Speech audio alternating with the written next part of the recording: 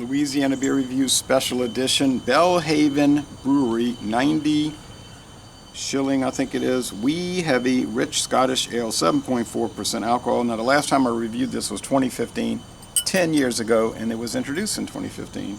There's also one called Belhaven Wee Heavy, which is 6.5. That was what was confusing me 10 years ago. I thought it was sold in two different ABVs. There's two different versions of it. Classic Scotch Ale, showcasing malted barley native to East Lothian, a rich, dense, complex beer with notes of dried fruit and candied peel. It's like Christmas cake in a glass.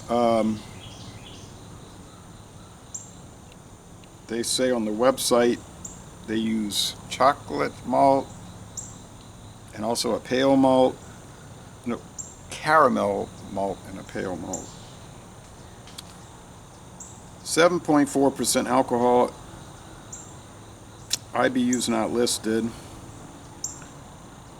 33 cent a liter bottle. I would prefer if it was the full-size American bottle, but it's not. They say they also add cane sugar to give it sweetness.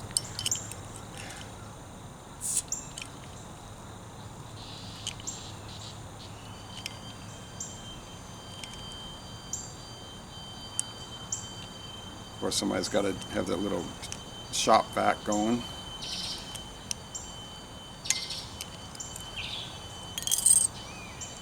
Alright, so it's been 10 years since I've had it. Untapped's giving it a good score, saying like a B. Beer Advocate saying an A.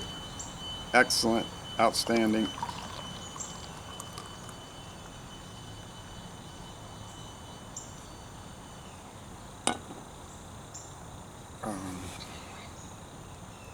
It's bubbly, has a kind of a cream colored head, medium head. It's kind of rust red in appearance, clear. Alright, there's the hawk out there. He loves to, when the morning comes, he flies and perches on top of that telephone pole, that electric pole. And it's not a telephone pole, but he stays up there for a while squawking, then he'll fly around the neighborhood, squawk with other hawks. I think it's called a red-tailed hawk. And I see this black cat. I call him Blackout. He ate almost all of his food I put out this morning, so he's looking for it. A couple of days this week he did not eat it, and I don't know why, but I saw him wandering around yesterday along the street when I was walking, and he saw me and he started trotting away and looking at me, looking back and trotting, and went to the neighbor's yard. But he's definitely around. Killing, I see bird feathers everywhere. He's killing birds. Okay. Yeah, it's got that Scotch wee heavy aroma, like real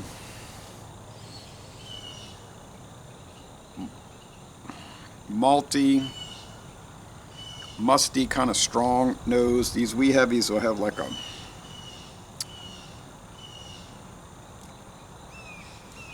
trying to think of a word, a chewy, almost cloying taste. They're not too popular really. A few people buy them, but they used to have Oscar Blues, Governor, I think it was, but I haven't seen that for years. Only one we get regularly is the Dirty Bastard from Founders. Yeah, it's got that peaty, syrupy, sweet from the cane sugar. So it's kind of like if you get Steen's cane syrup, it's kind of harsh. My mother used to buy that stuff, straight cane syrup, to put on pancakes.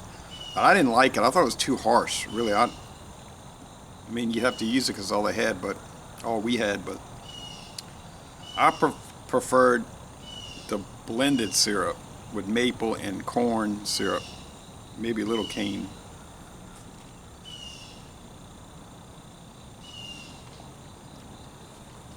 So I'd say 3.5 out of 5 sugar cubes. Bitterness, 2 out of 5 hop cones. These are very malt oriented. If you're a hop head, they're not going to really appeal to you. If you like Scotch whiskey, it might appeal to you because it's got some of those kind of gamey characteristics, peaty characteristics. I remember back in 1996 when I first started trying craft beer, there was a company in Louisiana called Rick and Jack's. Now apparently they moved to Texas and they're still in business, Rick and Jack's in Texas, but they had a Rick and Jack's Scotch Ale, and it was the first one I tried, and this reminds me of that. And I said, man, I got to buy another 6-pack or whatever, and they went out of business for a while now, and they reappeared in Texas. So much for that idea. And there was another Rick and Jack's I bought also. I can't remember which one. I saved the bottles of both. Medium mouthfeel, dry finish, little metallic flavor from the malts.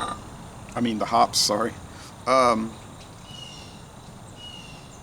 They said that the malt is grown in Scotland, the barley malt, the barley.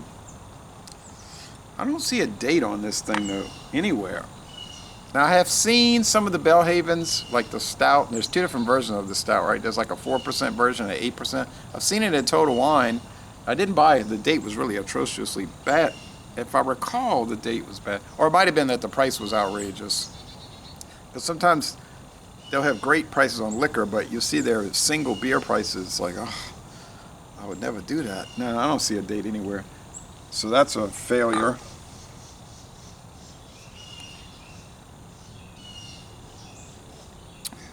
Doesn't taste old though. You usually can detect when they're old.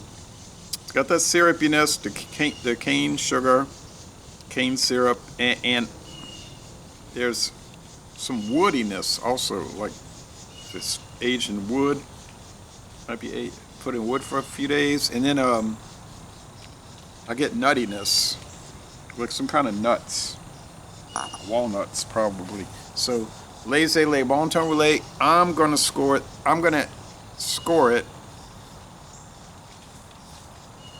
an A. I agree with Beer Advocate. It's an A. I'm gonna go with 9.4 out of 10. A most excellent product. You might find it at World Market.